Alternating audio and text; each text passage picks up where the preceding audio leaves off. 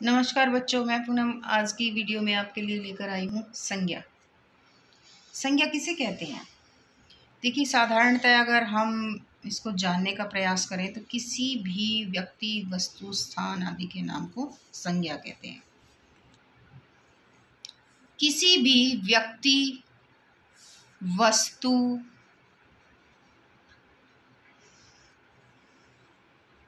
स्थान या भाव के नाम को संज्ञा कहते हैं।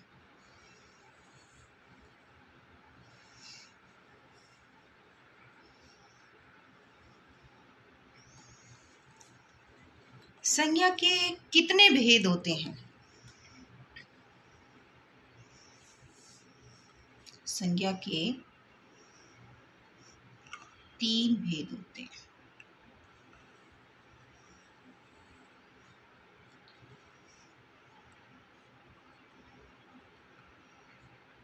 नंबर व्यक्तिवाचक संज्ञा,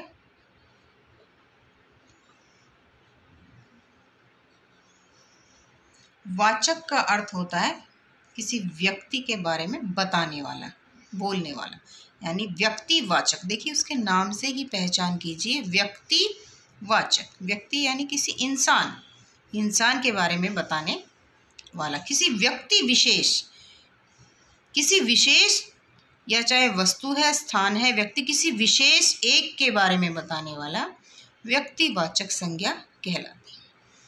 दूसरे नंबर पे है हमारे पास जातिवाचक। देखिए, फिर से दोहराना चाहूंगी कि नाम पर ध्यान दें आप, उसके नाम से ही पहचान होगी। जैसा कि हमने नंबर 1 में देखा था, व्यक्तिवाचक, व्यक्ति विशेष के बारे में या वस्तु विशेष के बारे में बताने वाला, किसी स्थान विशेष के बारे में जानकारी देने वाला। दूसरे नंबर पर है जातिवाचक, अर्थात किसी विशेष जाति से जिसके बारे में पता चले, जाति का पता चले। एक वस्तु हम बोले, एक नाम अगर हम बोले और उस नाम से पूरी जाति का जहाँ पता चले, उसे कहते हैं जातिवाचक संज्ञा। नंबर 3 पे है हमारे पास भाववाचक संज्ञा। देखिए, संज्ञा किसे कहते हैं? किसी व्यक्ति, वस्तु, स्थान या भाव आदि के नाम को संज्ञा कहते हैं। अब संज्ञा के भाग कितने हुए? 3। व्यक्तिवाचक, नंबर 2 जातिवाचक, नंबर 3 भाववाचक। अब देखिए, इनसे हम विस्तार से अब जानेंगे इनके बारे में एक एक करके।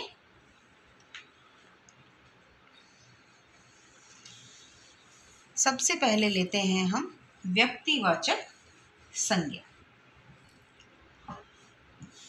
जो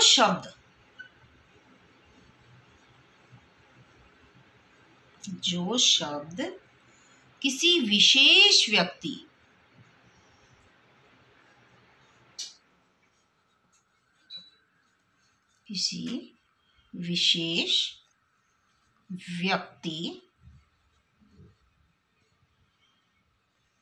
वस्तु,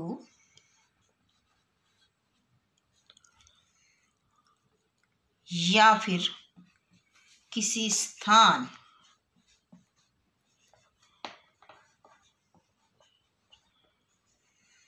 की जानकारी दे,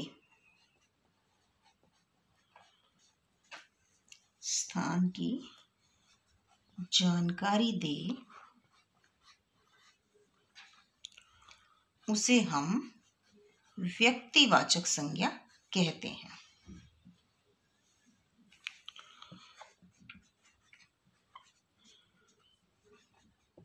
जैसे उदाहरण के लिए,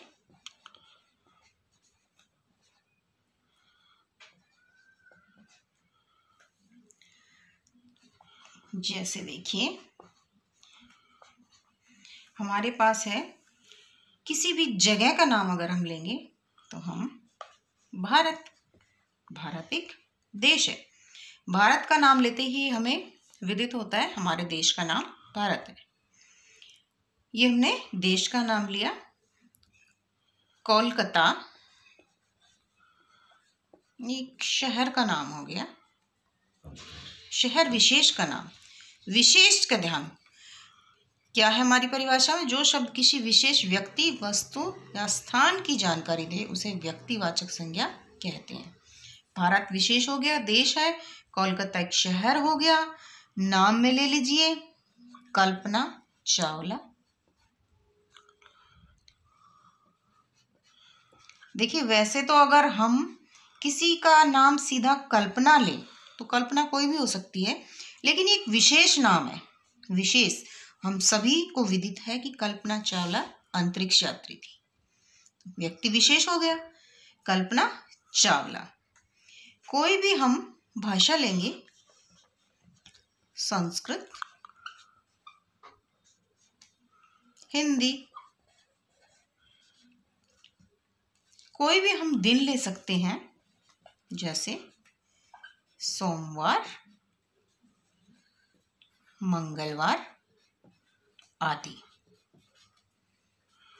अब इन सभी नामों को गौर से देखिए आप, जिनमें आता है कि किसी भी नाम के पीछे कोई विशेष है। भारत है, विशेष है। कोलकाता शहर है, विशेष शहर है। कल्पना चावला किसी महिला का नाम है जो कि अंतरिक्ष यात्री थी। भाषा का नाम है हिंदी, संस्कृत। और ये हमारे पास दिनों के नाम हैं जो कि हम सभी पहचान सकते हैं। एक और उदाहरण लेते हैं हम इसमें, जैसे एक वाक्य लेते हैं हम, सानिया मिर्जा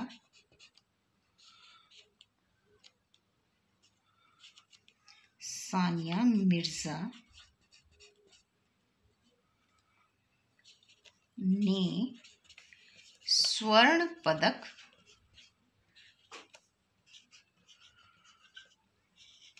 जीता। अगर ये वाक्य आपके पास पूरा आता है और हम इसमें आपसे पूछते हैं, प्रश्न करते हैं, इस वाक्य में व्यक्तिवाचक संज्ञा कौन सी है, तो हमारा जवाब होगा सानिया मिर्जा, क्योंकि ये विशेष व्यक्ति का नाम है, सानिया मिर्जा। ठीक है, यहां तक समझ आ गया होगा, उम्मीद है। आगे चलते हैं। दूसरे नंबर पे है हमारे पास जातिवाचक संज्ञा।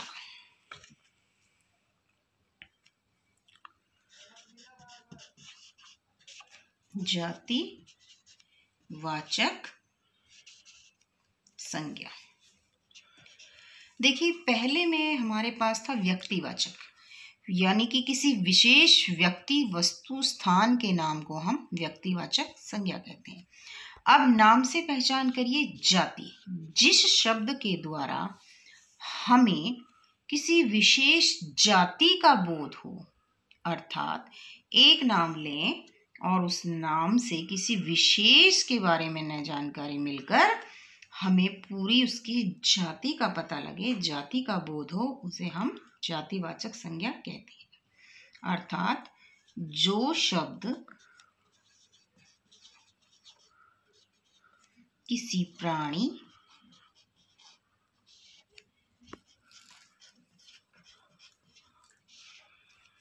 वस्तु,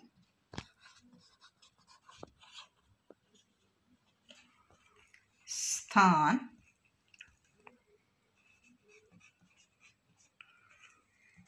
की पूरी जाति का बोध कराए,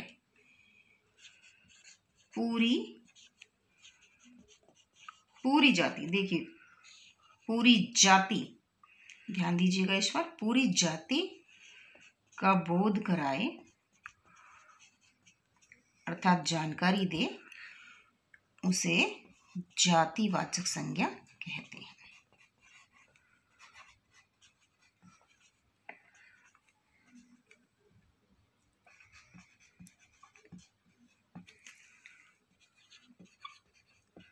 जैसे उदाहरण के तौर पर हम देखते हैं कि भाषा, देखिए, अब भाषा में किसी विशेष भाषा का नाम नहीं दिया गया। अब भाषा तो कोई भी हो सकती है, हिंदी, इंग्लिश, उर्दू, फारसी, पंजाबी, कोई भी भाषा हो सकती है। व्यक्तिवाचक में हमने जैसे भाषा के एक नाम को लिया था, हिंदी, हिंदी भाषा। अगर हम उसी भाषा में हिंदी जोड़ देते हैं तो वो व्यक्तिवाचक में आ जाएगी।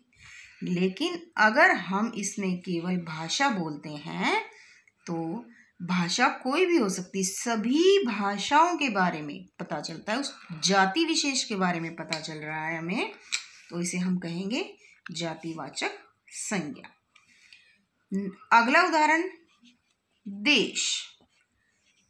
व्यक्तिवाचक में हमने देश के स्थान पर क्या लिया था? भारत। भारत का नाम लिखा था, वह विशेष था। अब देश अगर हमने ले दिया नाम तो देश शब्द में तो कोई भी देश हो सकता है, भारत, पाकिस्तान, श्रीलंका, कोई भी हो सकता है। अगला शब्द हम अगर इसमें लेते हैं फूल। अब देखिए, फूल, फूल से हमें पता तो लग गया कि फूल हम कहते किसे हैं, लेकिन उस फूल का कोई विशेष नाम नहीं लिया हमने, केवल कहा है यहाँ पर फूल। तो फूल अगर हम मांगे, किसी को बोलें कि हमें फूल दे दो, तो आपके मन में सीधा सीधा प्रश्न या तो ये उठेगा कि किसका फूल दे, या कोई भी फूल आप उठाकर उसको दे देंगे। तो ये पूरी जाति का हमें पता लग जाता है कि एक शब्द हमने बोला तो फूल, उसकी जाति का पता लग गया, कोई नाम नहीं लिया है। ठीक ऐसे ही फूल के बाद हम ले सकते हैं शब्द फल। अब आम, पपीता, केला आदि कोई नाम तो नहीं लिया, लेकिन फल में वो कोई भी फल हो सकता है, पूरी फल की जाति का। जब हम किसी से फल मांगते हैं तो फल हमें कोई भी दे सकता है, हम उसको ये नहीं कह सकते कि आपने ये फल क्यों दिया। क्यों? क्योंकि हमने उस फल का नाम नहीं बोला, सिर्फ केवल यही कहा है कि फल। तो फल से पूरी जाति का पता लग गया। ठीक उसी तरह से एक और उदाहरण लेते हैं, लड़का। अब लड़का अगर हमने उदाहरण के लिए बोल दिया है कि लड़का, तो हमारा ध्यान कहाँ जाता है? लड़कों की जाति पर। ठीक उसी तरह से अगर लड़कों की जगह हम लड़की शब्द बोलते हैं तो लड़कियों की जाति पर। तो इन शब्दों से पता चलता है कि हमारी जातिवाचक संज्ञा है। आगे चलते हैं।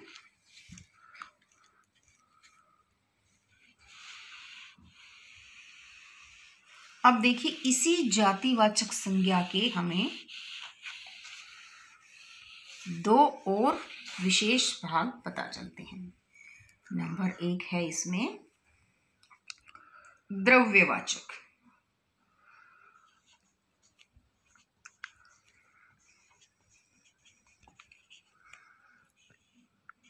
द्रव्यवाचक और दूसरा है इसमें समुदायवाचक। अब फिर से दोहराना चाहूंगी कि नाम से पहचान करिए। द्रव्य, द्रव्यवाचक, द्रव्य हम किसे कहते हैं? जैसे कि शब्द है हमारे पास पेट्रोल,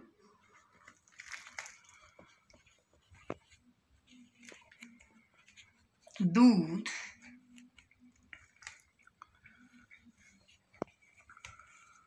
चाय, कॉफी, ये हमारे पास हो गए द्रव्य। सोना,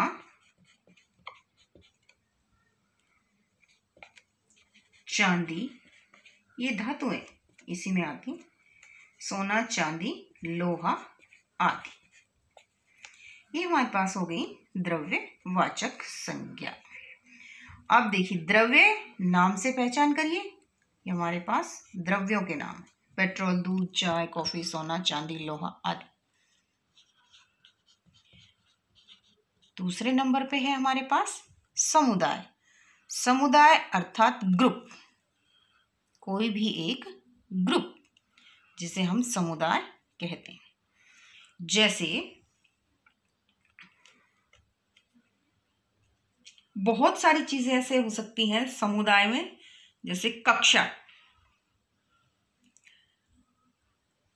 सब्जी, दाल आदि। या फिर हम समुदाय में बोल सकते हैं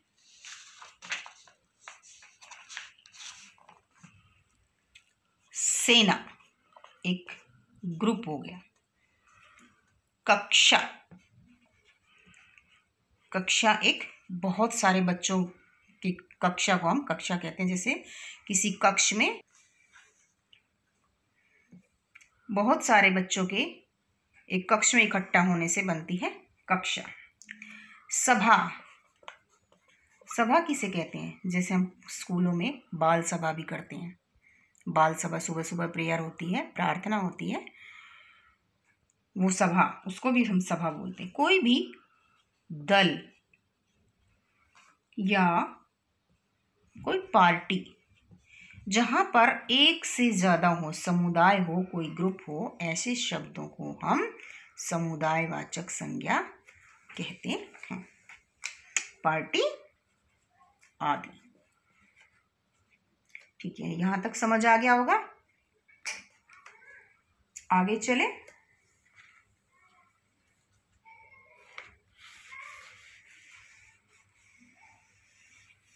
तीसरे नंबर पर है हमारे पास भाववाचक संज्ञा।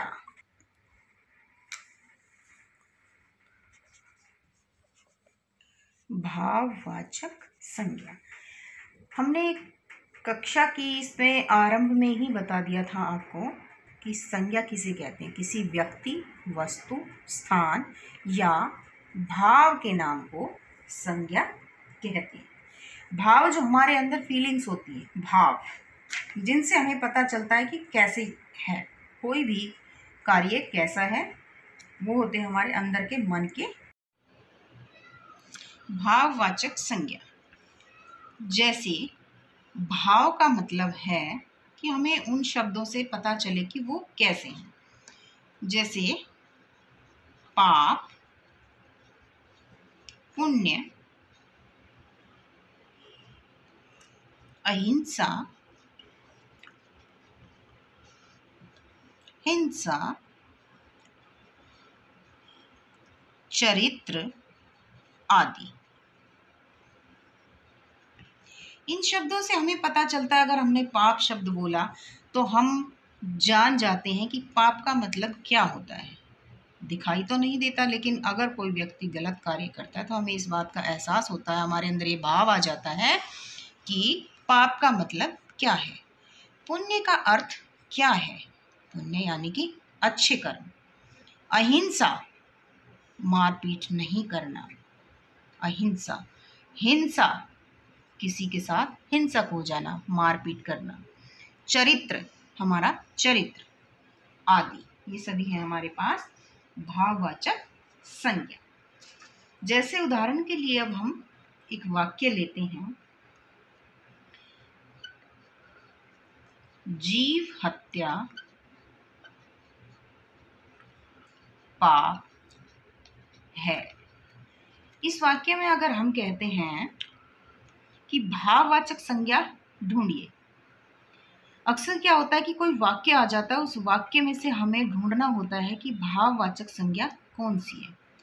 तो हमें जब ये पता होता है कि भावों को संज्ञा कहा जाता है, भाववाचक संज्ञा का नाम दिया जाता है, तो भाव इस पूरे वाक्य में कहाँ दिखाई दे रहा है? जीव, जीव है हमारी जाति में, हत्या उन्हें मारना। अब ये पाप शब्द जो है हो गया हमारे पास भाव, इसका पाप शब्द क्या हो गया हमारे पास? भाववाचक संज्ञा। ठीक इसी तरह अगला वाक्य एक हम देखते हैं। नर सेवा नारायण सेवा।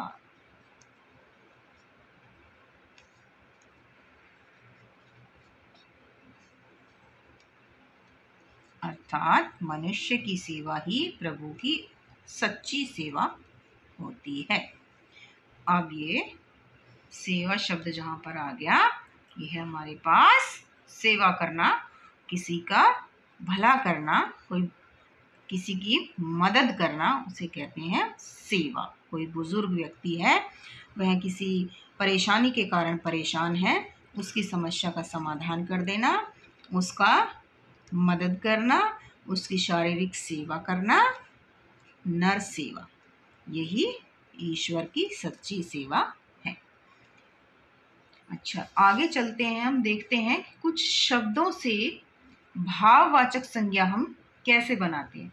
मुख्यतः कुछ शब्द दिए जाते हैं और उन पर प्रश्न बनाया जाता है कि इन शब्दों से आप भाववाचक संज्ञा बनाइए, जो कि जातिवाचक संज्ञा से भी बन सकती है, सर्वनाम शब्दों से भी बन सकती है, विशेषण शब्दों से भी बन सकती है, क्रिया शब्दों से भी बन सकती है। हम एक एक उदाहरण लेंगे।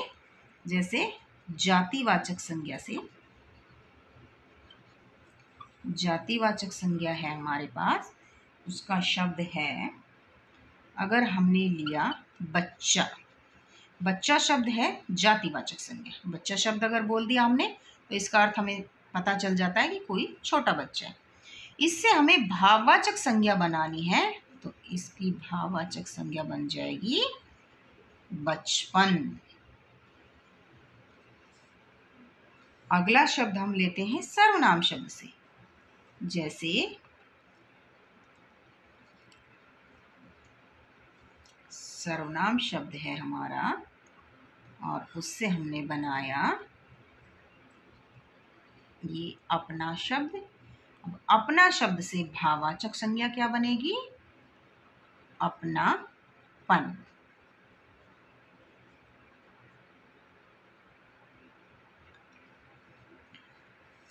एक और उदाहरण ले लेते हैं विशेषण शब्द से।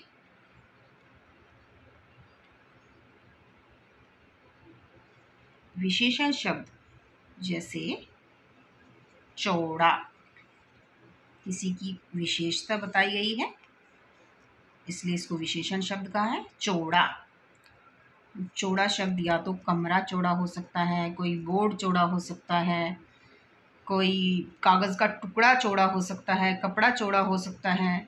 उस शब्द से हम भाववाचक संज्ञा बनाएंगे चौड़ाई।